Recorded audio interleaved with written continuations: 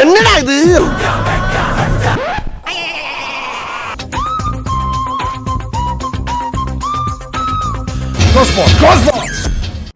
இது என்ன இது?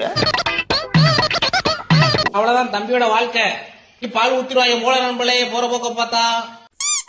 So hello guys, welcome back to check space. ரொம்ப நாள் கழிச்சு ஒரு வீடியோ, அதாவது என் சேனலே ரொம்ப நாள் கழிச்சு ஒரு வீடியோ இருந்தால் ஒரு மாதம் கழிச்சு வருதுன்னா அது இதாக தான் இருக்கும்னு நினைக்கிறேன், நம்புகிறேன்.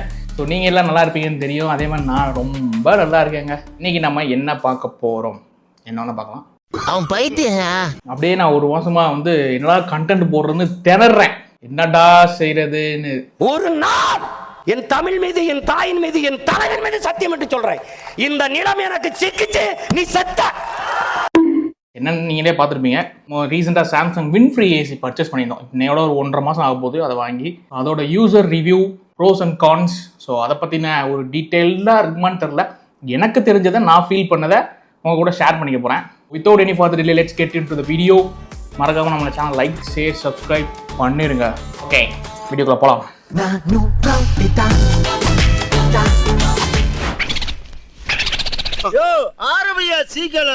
ஆரம்பிக்க தெரியாம தானே அலமுதிக்கு அறிவிட்டவனே. ஃபர்ஸ்ட் இவங்க என்ன சொல்றாங்கங்கிறத நான் சொல்லிடுறேன், அதுக்கப்புறம் நான் என்ன ஃபீல் பண்ணேங்கிறத அதை சொல்லிடுறேன். ஓகேவா? ஓகே.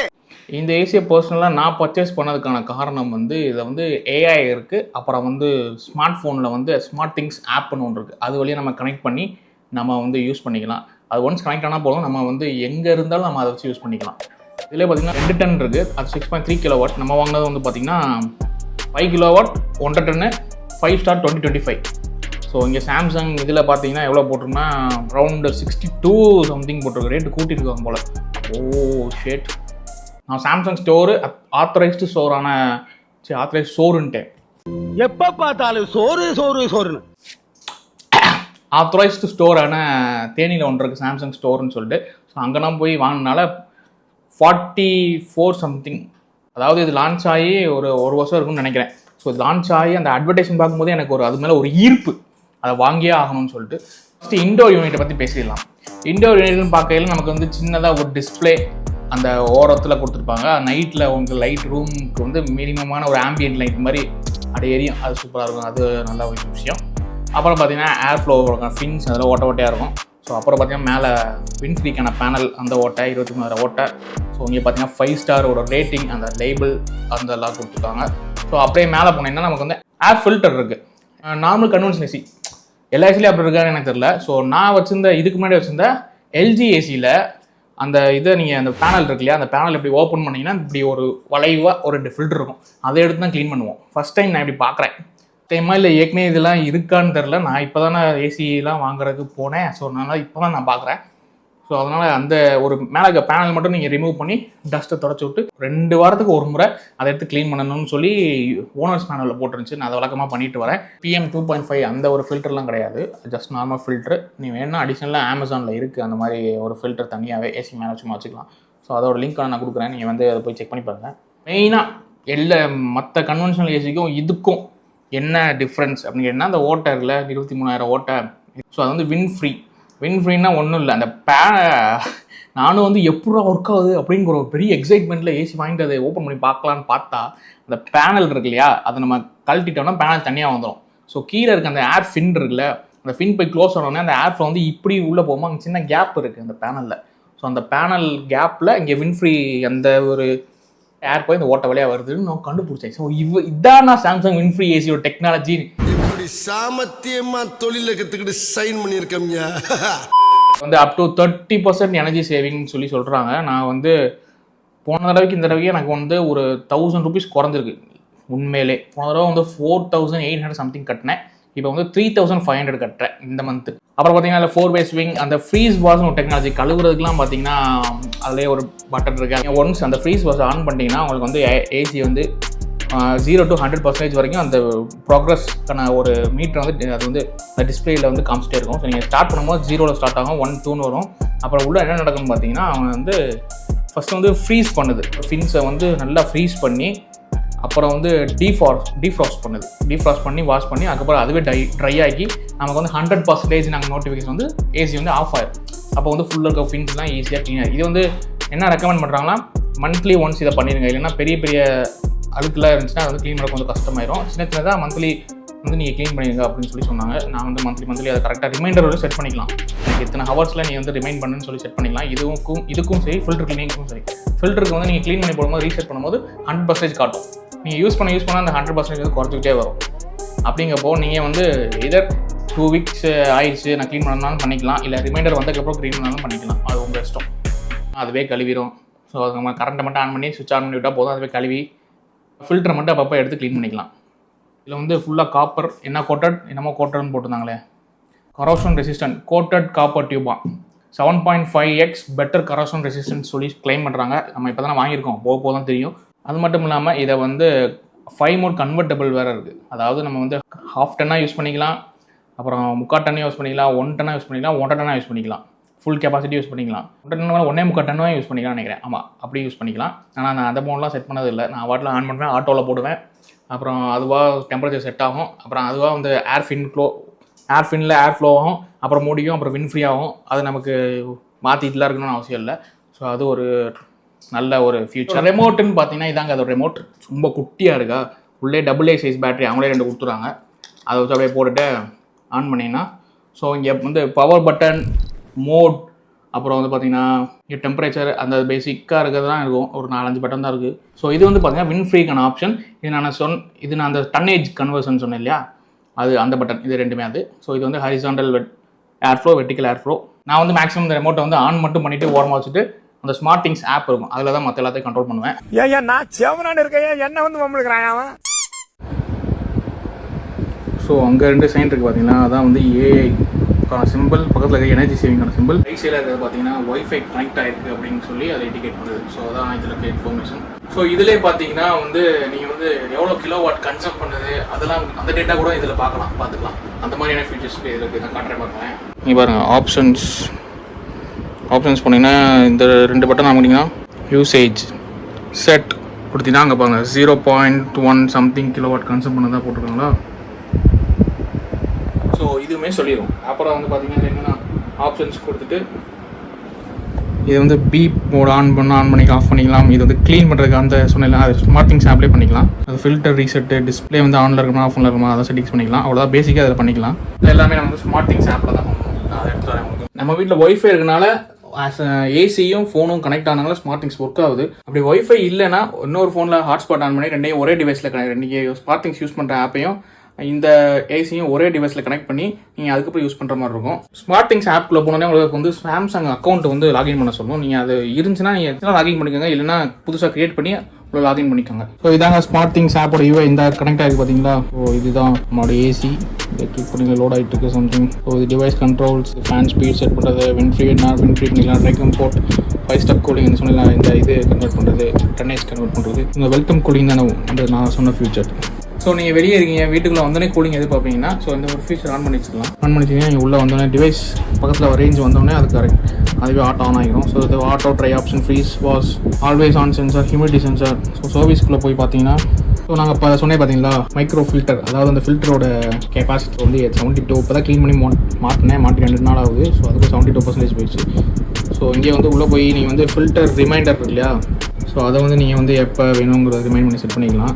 அதர்வைஸ் நீங்களே க்ளீன் பண்ணிடுவீங்க அப்படின்னு சொல்லிட்டு இருந்தீங்கன்னா நீங்களே க்ளீன் பண்ணிக்கலாம். க்ளீன் பண்ணிவிட்டு நீங்கள் ஃபில்டர் ரீசெட் பண்ணிங்கன்னா 100% போயிடும். ஸோ அதனால் அது ஒரு பிரச்சனை இல்லை.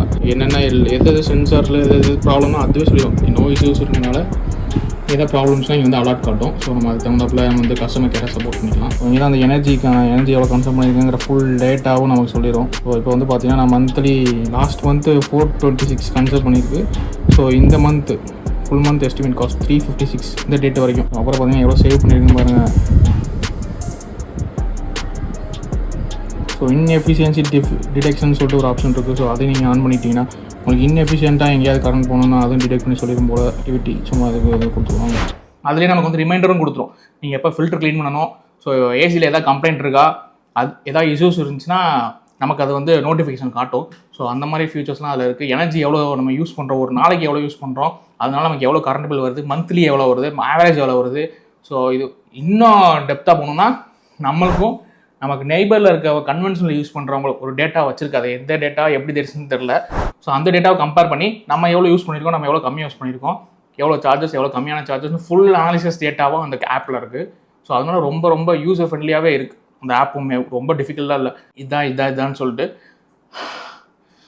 இதெல்லாம் ஒரே டெக் தான்மா. அதனால் நம்ம வந்து மூச்சு வாங்க தான் செய்யும். ஒரே டெக் தான் நம்மலாம். Coming to outdoor unit. Outdoor unit பார்த்தீங்கன்னா ஒரு ஸ்டேபிளான டியூரபிள் ட்ரிபிள் ப்ரொடெக்ஷன் லேயர்னு சொல்கிறாங்க. எந்த மழை, வெயில், புயல், அப்புறம் என்ன மழை, வெயில், சூறாவளி, பூகம்பம், நிலநடுக்கம் எல்லாத்தையும் ப்ரொடெக்ட் பண்ணுற மாதிரி ட்ரிபிள் ப்ரொடெக்ஷன் ப்ளஸ் தான் இதில் ஏதோ லேயர் கொடுத்துருக்காங்க. Anti corrosion, hydrophilic layer, acrylic resin, anti corrosive layer, epoxy acrylic, raw aluminium metal. இந்த மாதிரி 3 லேயர்ஸில் கொடுத்துருக்காங்களாம் டியூரோஃபின் அல்ட்ரான்னு சொல்லிட்டு அவுட்டோர் யூனிட்டுக்கு. நமக்கு வந்து கூகுள் அசிஸ்டன்ஸ்லேயும் கனெக்ட் ஆகும். அப்புறம் அமேசான் அலெக்ஸா, பிக்ஸ்பி அப்படின்னு சொல்லிட்டு இன்னொன்று இருக்கும் போல் இந்த மாதிரி வாய்ஸ் அசிஸ்டன்ஸ் கூடயுமே கனெக்ட் பண்ணி வச்சுக்கலாம். இன்னொரு முக்கியமான விஷயம், நீங்கள் சாம்சங் கேலக்ஸி வாட்ச் வச்சுருந்தீங்கன்னா நீங்கள் அதோட சிங்க் பண்ணி உங்களோட ஸ்லீப் டேட்டாவை அது அந்த ஏஐ வந்து லோட் பண்ணிக்கும். அதுக்கு தகுந்த மாதிரி உங்களுக்கு வந்து கூலிங்கா இல்லை வார்மரா இல்லை வின்ஃப்ரீயா அந்த மாதிரி அதுவே டிட்டர்மைன் பண்ணி உனக்கு வந்து குட் ஸ்லீப் கொடுக்குன்னு சொல்லி அவங்க கிளைம் பண்ணுறாங்க. என்கிட்ட வாட்ச் இல்லை, அதனால் அதை பண்ணி பார்க்க முடியல.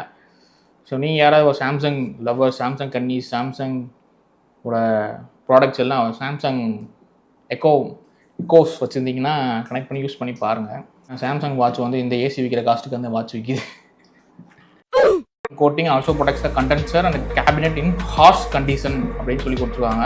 It's super kerosene resistant was prove in salt spray test. அதாவது 3000 ஹவர்ஸில் எந்த லீக்கேஜுமே, ரெஃப்ரிஜரேட் லீக்கேஜ் இல்லாமல் சால்ட் ஸ்ப்ரே டெஸ்ட் பண்ணியிருக்காங்க. ஸோ அதில் வந்து சக்ஸஸ் ஆகிருக்கு. 3000 ஹவர்ஸ் ஸ்டாண்ட் பண்ணியிருக்கு. வெளில இருக்க அவுட்டோர் யூனிட்டுமே நீங்கள் ஃபின்ஸை வந்து அப்பப்போ நீங்கள் வந்து ஜெட் ஸ்ப்ரே வச்சு க்ளீன் பண்ணிங்க. டஸ்ட்டாக இருக்குன்னா நீங்கள் க்ளீன் பண்ணிங்க. மந்த்லி ஒன்ஸ் எப்படி டஸ்ட் ஆகாமல் தெரில, எப்படியும் ஒரு 2 months இல்லை 3 months ஒன்ஸ் வந்து டஸ்ட் ஆக தான் செய்யும். அப்போ வந்து நீங்கள் அந்த இது இருக்குல்ல ஜெட் ஸ்ப்ரே வச்சுருந்தீங்கன்னா அதை வச்சு பண்ணுங்கள். ப்ரஷ் இல்லைனா சர்வீஸ் கால் பண்ணி பண்ணுங்கள். ஃபஸ்ட்டு சர்வீஸ் ஃப்ரீன்னு தான் சொன்னாங்க. ஆனால் நான் இது வரைக்கும் சர்வீஸ்லாம் கால் பண்ணவே இல்லை, நானாக தான் பண்ணிகிட்டு இருக்கேன். சில அவுட்டோர் யூனிட்ஸில் பார்த்தீங்கன்னா தர சவுண்டு இருக்கும். வெளில நம்ம அந்த ஆப்போசிட்டில் கூட இருக்குது, அதெல்லாம் கேட்கும். ஆனால் நான் நானே கேட்டிருக்கேன். ஸோ இந்த ஒரு அவுட்டோர் யூனிட்டில் பார்த்தீங்கன்னா அவ்வளோக்கா நாய்ஸ் இல்லைன்னு தான் நான் சொல்லுவேன். ரொம்ப காமாக சைலண்ட்டாக ஒரு மாதிரி இருக்குது. ஆன் ஆயிருக்கா ஆஃப் ஆயிருக்கான்னு கூட தெரியாத மாதிரி ஓடிட்டுருக்கு. ஒருவேளை புதுசாக இருக்கணும் அப்படி இருக்கான்னு தெரில. ஓடிட்டுருக்கு. பக்கத்தில் உட்காந்து தானே சொல்கிறோம், அந்த ஃபேன் சவுண்டு தான் கேட்குது, மற்றபடி கம்ப்ரஸர் சவுண்ட்லாம் கேட்குது. 24 டிகிரி செல்சியஸ்க்கு ஃபுல் ஏசி ஓடிட்டு. ஸோ அப்படி இருந்தமே சவுண்ட் வந்து அவ்வளோக்கா இல்லை பாருங்க. ஸோ இது வந்து பார்த்திங்கன்னா எக்ஸ்ட்ரா கவர். நான் வந்து கொஞ்சம் ப்ரொடெக்ஷன் 35,000 இந்த அவுட்டோர் யூனிட். அதனால் அப்படி வெயிலில் காய்கறி எனக்கு மனசு இல்லை. ஸோ அந்த கவர் வந்து 450 வந்து அமேசான் நான் ஒரு லிங்க் நான் கீழே கொடுக்குறேன். ஆஸ் யூஸ்வல் எல்லாத்துலேயும் யூஸ் பண்ணுவேன். R32 ரெஃப்ரிஜரேட் தான். இதில் இருக்க கம்ப்ரஸர் டைப் பார்த்திங்கன்னா BLDC டைப்பு. ஸோ அதனால் BLDC ஃபேன்ஸ்லேயே தெரியும் உங்களுக்கு கரண்ட் கன்சம்ஷன் கம்மியாக தான் இருக்குன்னு சொல்லி கிளைம் பண்ணுறாங்க. ஸோ கம்ப்ரஸர்லேயே எப்படி இருக்கனால நமக்கு வந்து மச் பெட்டர்னு தான் நான் ஃபீல் பண்ணுறேன். ஏன்னா நான் ஒரு 1500 சேவ் பண்ணியிருக்கல. வாழ்த்துக்கிறேன். சரிடா, இதெல்லாம் ஓகே, அவங்களாம் கம்பெனிக்கு கூவிட்டு இருக்கு, ஓகே, உனக்கு என்ன எப்படி இருக்குது அப்படி தானே நீ வீடியோ ஆரம்பிச்ச, அதை விட்டுட்டு உட்காந்து ப்ரொமோஷன் பண்ணிகிட்டு இருக்கே அப்படின்னு நீங்கள் கேட்குறது எனக்கு தெளிவாக கேட்குது. நான் அப்படிலாம் ப்ரொமோஷன் பண்ணியிருக்கேன். நான் யார்கிட்டயா ப்ரொமோஷன் பண்ணியிருக்கேன். எனக்கு ப்ரொமோஷன்லாம் பண்ண தெரியாது. நான் ப்ரொமோஷன் காசு வாங்கிட்டு நம்ம மக்களுக்குலாம் எதுவும் பண்ண மாட்டேன். கருப்பு கொடி கொண்டு கருப்பு சட்டை அணிந்து வன்மையாக கண்டிக்கின்றேன். நீங்கள் வந்து ஒரு மாடரேட் யூசர் இல்லை, நான் எப்போயாச்சும் இயர்லி இந்த சம்மர் டைம் மட்டும் தான்ப்பா ஏசி போடுவேன் அப்படின்னு இருக்கவங்களுக்கு நீங்கள் 3 ஸ்டாரில் இதோட கம்மி பட்ஜெட்டில் நார்மல் கன்வென்ஷனல் அந்த ஏசியை நீங்கள் போய் வாங்கிடலாம். இதில் வந்து அந்த வின்ஃப்ரீனில் பெரிய ஒரு இதெல்லாம் இல்லை. ஸோ அதனால் நீங்கள் நார்மல் ஏசியை கொஞ்சம் பர்ச்சேஸ் பண்ணிக்கலாம். உங்களோட மைண்ட் செட் தான். வின்டர் டைமில் ரொம்ப கூலிங் வேணாம், மிதமாக ப்ரீஸிங்காக இருக்கணும் அப்படின்னு நீங்கள் டெய்லி யூஸ் பண்ணுறவங்க அப்படின்னா நீங்கள் இது சூஸ் பண்ணிக்கலாம். இதில் 3 ஸ்டாரும் இருக்குது, 5 ஸ்டார் இருக்குது. பேஸ்ட் ஆன் யுவர் நீட் நீங்கள் எது வேணுமோ சூஸ் பண்ணி வாங்கிக்கோங்க. இது வரைக்கும் சாம்சங் ஸ்டோரில் போய் வாங்குங்க. ஏன்னா பிகாஸ் அங்கே வந்து லாயல்ட்டி பாயிண்ட்ஸ்னு ஒன்று தந்து அதை வந்து டிஸ்கவுண்ட் மாதிரி நமக்கு வந்து பண்ணி கொடுத்தாங்க. ஆஃபர்லாம் கழிச்சு போக பழைய ஏசிலாம் கொடுத்தது போக 44 சம்திங் வந்துச்சு. இப்போ என்ன ரேட் இருக்குன்னு தெரில. இப்போ ஆடி வேறு நல்லா சேல் தான் போயிட்டுருக்கோம். நல்ல டீலில் கொடுத்துருப்பாங்க. இப்படி போனாலும் இல்லை, வேறு ஏதாவது வெஞ்சர்ஸ், வேறு ஏதாவது அவுட்டோர் ரீட்டைலர்ஸ் மட்டும் போனால் நான் என்னோடய பர்சனல் எக்ஸ்பீரியன்ஸை சொல்கிறேன். சாம்சங் ஸ்டோரில் போனீங்கன்னா அவங்க லாயல்ட்டி பாயிண்ட்ஸில் சில டிஸ்கவுண்ட்ஸ் தருவாங்க. ஸோ அதை வந்து இந்த ப்ராடக்ட்டுக்கு யூஸ் பண்ணிக்கலாம், இல்லை எனக்கு அடுத்த ப்ராடக்ட் வாங்கினா அதுலேயும் யூஸ் பண்ணிக்கலாம். இது வாங்குறோம், பெஸ்ட்டாக வாங்குறோம், அட்வான்ஸ்டாக வாங்குறோம் அப்படின்ற ஒரு எய்மில் தான் போனேன். சரி, அதுக்கப்புறம் இது பார்க்கலாம் அப்படின்னு சொல்லிட்டு பார்க்கும்போது எனக்கு ஓகேன்ற மாதிரி தெரிஞ்சு, அதனால் வாங்கினோம். இன்ஸ்டாலேஷனுக்கு அடுத்த நாளே வந்துட்டாங்க. நீங்கள் ஷார்ட்ஸில் கூட பார்த்துருப்பீங்க. ரொம்ப கம்ஃபர்டபுளாக இருக்குது தூங்குறதுக்கு. எனக்கும் சரி எங்கள் ஃபேமிலிக்கும் சரி ரொம்ப கம்ஃபர்டபுளாக இருக்குது தூங்குறதுக்கு. அந்த 24 செட் பண்ணிட்டோன்னு வச்சுக்கிங்களேன், உங்களுக்கு கண்டினியூஸாக ஏர் ஃப்ளோ வந்துக்கிட்டே இருக்கும்.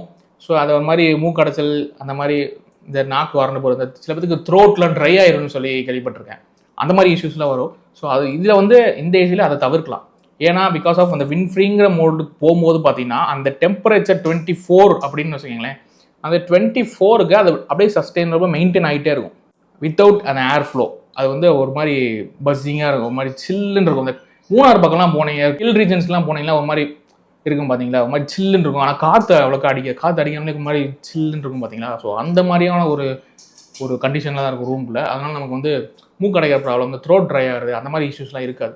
கூலிங் பார்த்தீங்கன்னா பயங்கரம். உண்மையிலே 24, 25 இந்த இதான் நம்மளோட ஆவரேஜ். வந்து ரெக்கக்னைஸ் பண்ணிக்கிறோம். ஆட்டோவில் போட்டோன்னு 24, 25 தான் அது மாறி வந்துட்டு இருக்கும். அது ஆட்டோவாக செட் ஆயிரும். ஃபஸ்ட்டு வந்து ப்ராக்டிக்கலாக அதை வந்து லேர்ன் பண்ணும். என்ன பண்ணணும்னா, நீங்கள் எத்தனை டெம்பரேச்சர் செட் பண்ணுறீங்க, என்ன ரூம் டெம்பரேச்சர் அப்படிங்கிற ஒரு கால்குலேஷன் அது வந்து எடுத்துகிட்டே இருக்கும்.